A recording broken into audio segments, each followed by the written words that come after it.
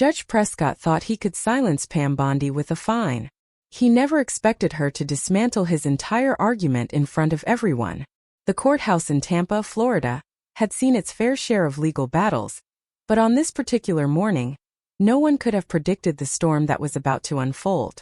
Pam Bondi, sharp as ever, stepped through the heavy wooden doors, briefcase in one hand, the other adjusting the lapel of her blazer. She was here for what should have been a routine hearing, one she could argue in her sleep. As she made her way to the defendant's table, she felt the judge's eyes on her before he even spoke.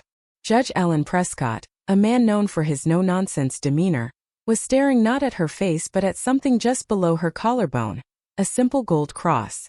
The air in the courtroom shifted, a quiet stillness settling in. Then, in a tone as sharp as a gavel strike, Prescott cleared his throat and leaned forward. "Miss Bondi, I must remind you that religious symbols have no place in my courtroom." Pam barely blinked. "Your Honor, you're wearing a cross. That violates the neutrality of the space. You'll need to remove it or face a fine." A murmur rippled through the few spectators in attendance. The bailiff shifted uncomfortably. The clerk darted a glance at the judge, then back at Pam. This wasn't the first time a judge had tried to assert control over his courtroom in an unusual way, but it was the first time anyone had thought to fine a lawyer over a necklace. Pam didn't move. "I'm sorry, Your Honor, but my cross is no different than a wedding ring or a locket with a family photo inside." Judge Prescott's face remained unreadable. "That's not how I see it," he sighed, as if already growing tired of the discussion. "Either remove it, or I'll have to issue a fine for disregarding courtroom neutrality." For the first time in her career, Pam Bondi found herself fined. Not for misconduct, not for a procedural violation, but for wearing a piece of jewelry. The fine wasn't the issue. It was what it represented. She didn't take off the cross. Instead, she folded her hands over her briefcase, her expression cool. She wasn't about to let this go. "Your Honor, before we continue, I'd like to address this issue formally." Judge Prescott raised a brow. "Address it?" "Yes. I'll be filing an objection and would like to state my argument on record." The judge smirked, glancing at the clock on the wall. "Miss Bondi, I'm sure you're aware that this hearing is about a business dispute, not your personal grievances." Pam didn't flinch. "I'm also aware that the First Amendment doesn't take a recess for personal opinions." That got his attention. He leaned back in his chair, eyes narrowing slightly. The court reporter's fingers hovered over her keyboard. The room was now on edge, not because of a legal battle over a contract, but because a seasoned attorney had just challenged a judge's authority to his face. Pam knew she was walking a thin line, but backing down wasn't an option. "You're fining me for wearing a cross. Let's break that down legally, shall we?" The judge exhaled, rubbing his temples. But before he could respond, Pam was already reaching into her briefcase. She wasn't just going to argue. She was about to dismantle his entire premise. Judge Prescott didn't realize just how deep of a hole he had started digging for himself. Pam pulled out a single sheet of paper from her briefcase, placing it carefully on the table in front of her. She didn't rush. Every movement was deliberate. Every second of silence tightened the tension in the room. Judge Prescott sighed. "Miss Bondi, I don't have time for theatrics." Pam didn't blink. "Neither do I, Your Honor. But what I do have is a firm understanding of constitutional law." The judge leaned forward, his fingers laced together, as if bracing for whatever was coming next. "You're fining me for wearing a cross, claiming it violates courtroom neutrality. But tell me, Your Honor, what legal precedent are you basing that on?" The room was silent. The court reporter's fingers hovered over the keys. The bailiff barely shifted in his seat. Judge Prescott let out a slow breath. "This courtroom operates under my authority, Ms. Bondi." Pam nodded. "It does. But that authority is not above the Constitution." She tapped the paper in front of her. "And under the First Amendment, personal religious expression is protected, especially when it does not disrupt proceedings." The judge scoffed. "You're an attorney, not a law professor." Pam smiled, but there was no warmth in it. "Then let's talk case law, shall we?" She picked up the paper. Tinker v. Des Moines, 1969. A landmark case that established that individuals do not shed their constitutional rights when they enter a government institution, whether that's a school or a courtroom. Judge Prescott's jaw tightened just slightly. He knew that case. Everyone in the legal field did. Pam didn't stop. West Virginia State Board of Education versus Barnett, 1943. The Supreme Court ruled that compelling individuals to remove or hide symbols of personal belief is a violation of their First Amendment rights. She set the paper down. Now, Your Honor, would you like me to keep going, or would you prefer to reconsider that fine? The judge's fingers tapped against the armrest of his chair. He was cornered and he knew it. But his pride wouldn't let him concede. Not yet. This is not a religious debate, Miss Bondi. Pam tilted her head. Then why did you make it one? A few quiet gasps broke out in the courtroom. Judge Prescott's face darkened. His voice was sharp, but his authority was slipping. Pam leaned forward, voice steady. With all due respect, Your Honor, I'll stop when I receive a legal justification for this fine. Because so far I haven't heard one. A long pause. The judge finally looked at the clerk. Mark the fine as pending review. Pam smirked. I'll take that as a temporary victory. But she wasn't done yet. The real fight was just getting started. Judge Prescott's face remained unreadable, but there was no mistaking the way he shifted in his chair. He had expected quiet compliance, not a full-blown constitutional challenge. The air in the courtroom was no longer just tense, it was electric.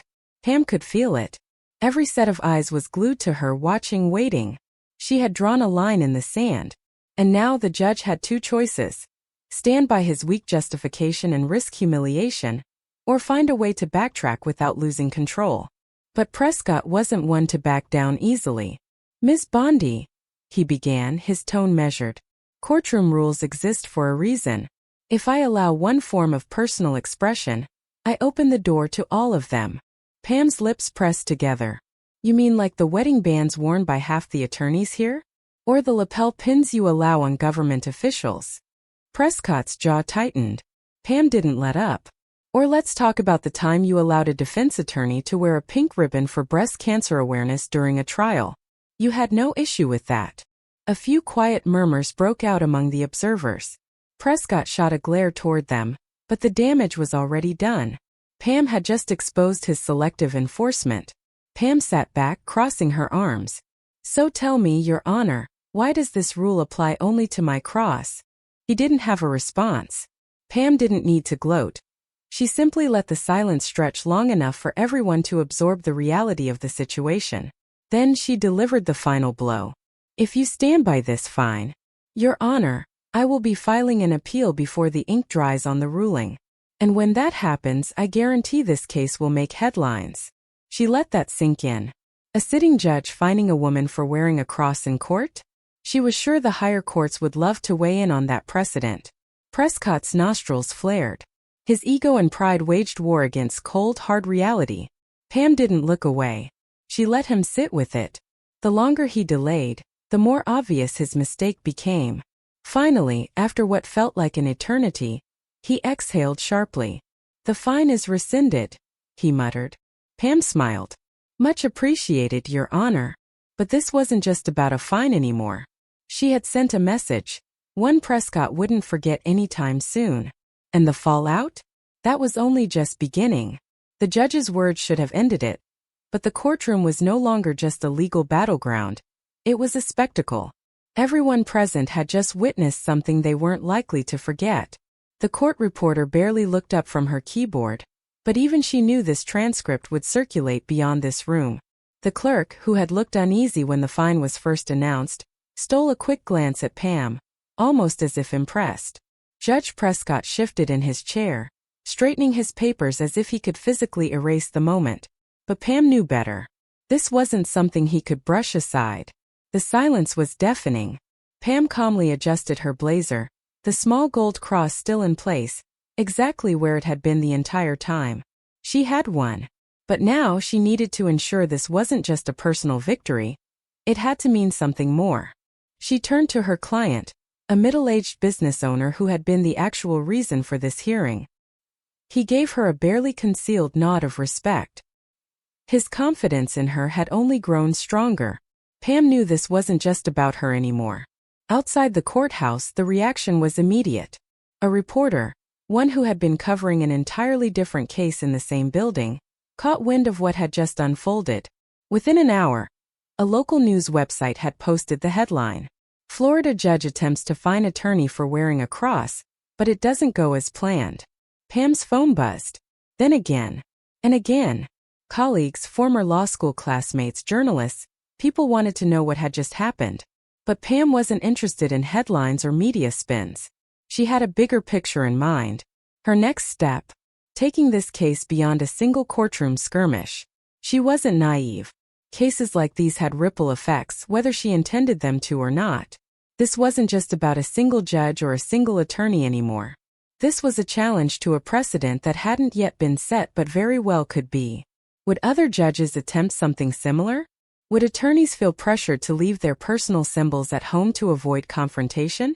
Would this moment embolden others to push the boundaries of courtroom neutrality in ways that targeted personal beliefs?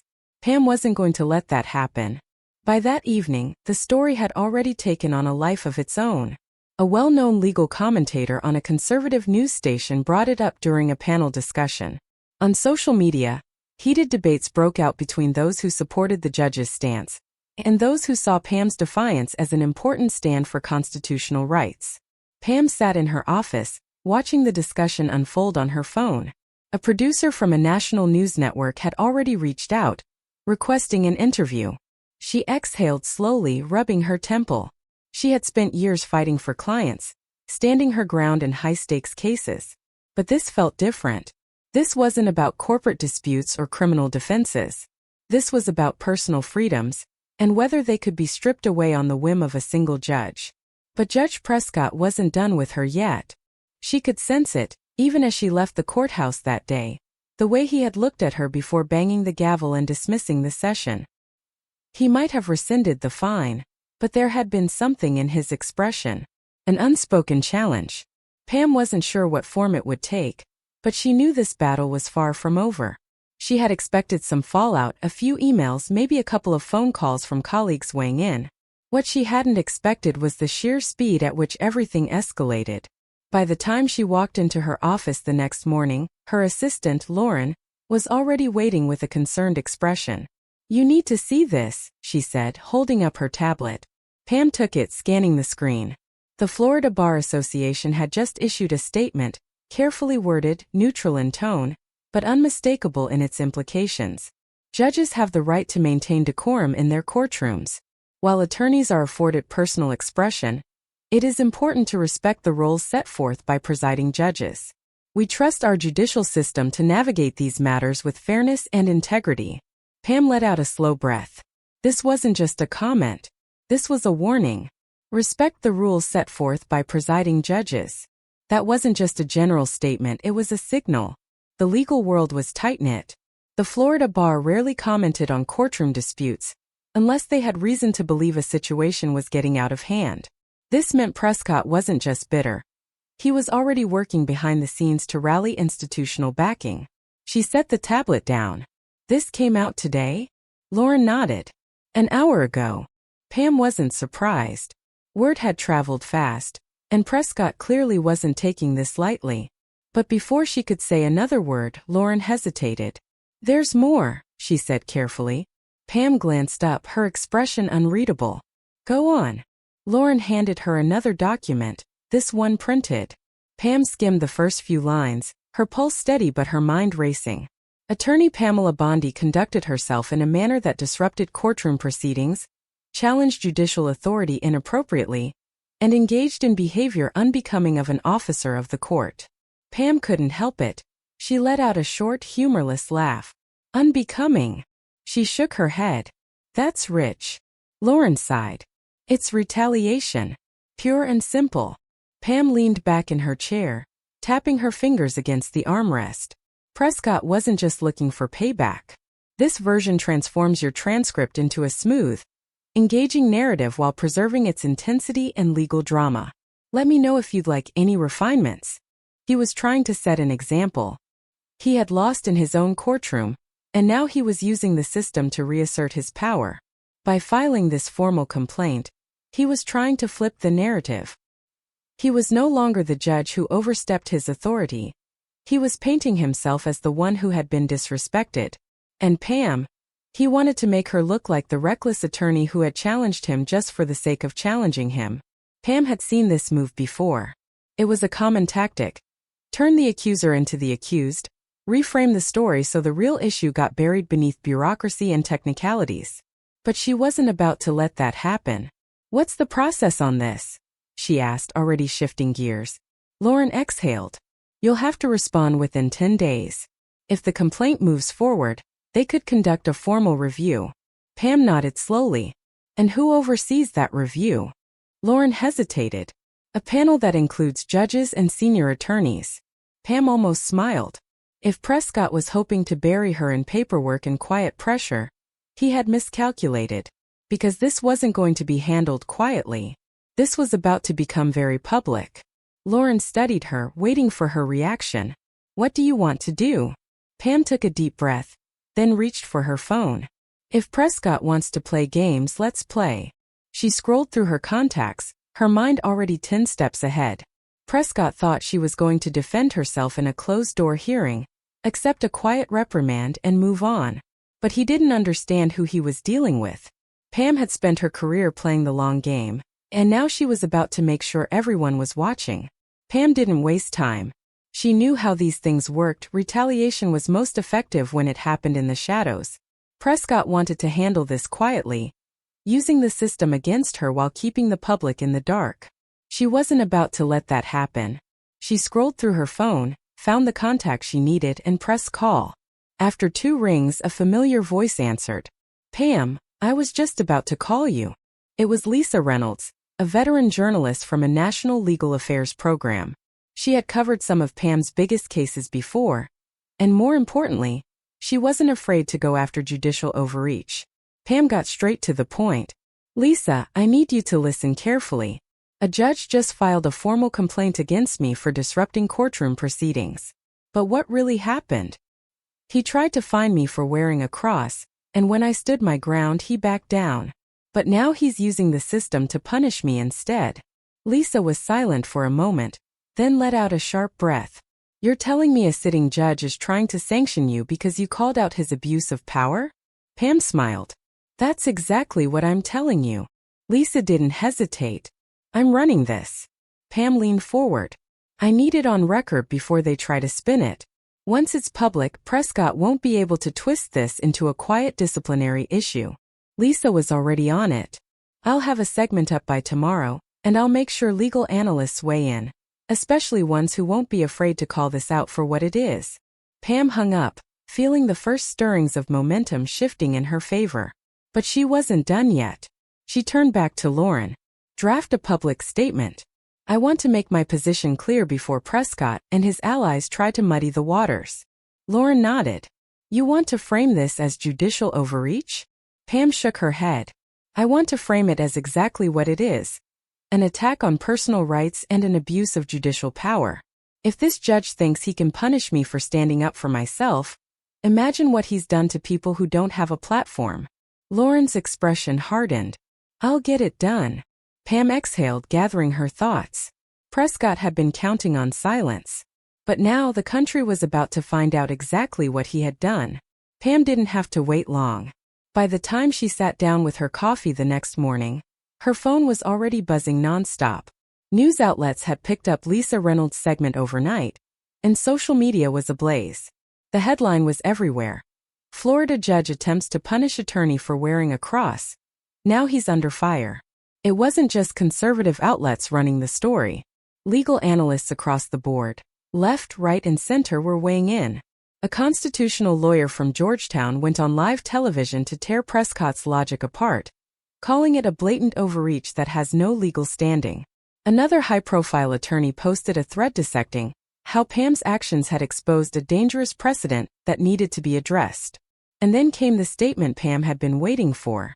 The Florida Judicial Review Board announced that due to the media attention, they would be reviewing Judge Prescott's conduct to determine whether his ruling had violated judicial ethics. Pam leaned back in her chair, exhaling. This was no longer just about her. This was about every attorney, every defendant, Every person who had ever stepped into a courtroom wondering whether their rights could be stripped away with a stroke of a judge's pen. Lauren walked in holding up her phone. "You're going to want to see this." Pam took it and pressed play. It was Prescott. He was standing outside the courthouse, cameras flashing around him, his expression stiff. The statement was short, too short for someone trying to defend himself. "I have always upheld the integrity of this courtroom. The actions taken were in the interest of maintaining neutrality. However, I respect the judicial review process and will cooperate fully." Pam almost laughed. Neutrality? He was still trying to play that card. Lauren crossed her arms. "He's trying to save face." Pam nodded. "And failing. Because this wasn't going away. The Judicial Review Board had a decision to make. If they ruled against Prescott, it wouldn't just be a professional embarrassment, it would set a precedent, one that protected people like Pam from ever facing this kind of retaliation again. But even if they didn't formally reprimand him, he had already lost where it mattered most, his reputation, his credibility, his authority. Because after this, every attorney who walked into his courtroom would know. This was the judge who tried to silence someone and lost. Pam took a slow sip of her coffee, then looked up at Lauren. "We won." Lauren smirked. "Oh, I know." Pam set her cup down. She hadn't just fought for herself, she had sent a message. Never let someone in power strip away your rights without a fight. Because sometimes all it takes is one person standing their ground to change everything. If you believe in standing up for your rights, make sure your voice is heard. Like, comment, and subscribe for more real stories that matter.